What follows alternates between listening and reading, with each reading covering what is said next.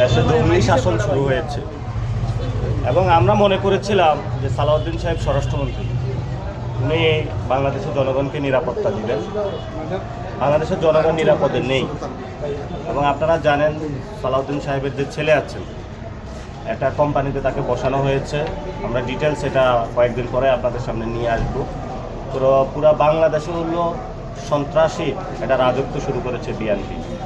আমরা এই সন্ত্রাসের রাজত্বের অবসান চাই এবং যখন দেখছেন কোনো বিচার হয় না তাহলে ডিরেক্ট এটা প্রত্যক্ষ মদত রয়েছে তারেক রহমানের প্রত্যক্ষ মদতেই বিভিন্ন জায়গায় এনসিপির উপরে হামলা হচ্ছে এবং সেটা সরাসরি তারেক রহমান নির্দেশনা দিয়েছেন।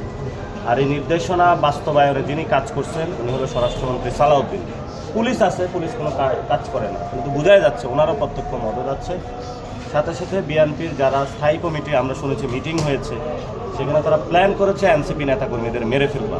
সেই মেরে ফেলার ষড়যন্ত্র অংশ হিসাবেই বারবার আমাদের উপর অ্যাটাক হচ্ছে। কার কাছে বিচার চাইব?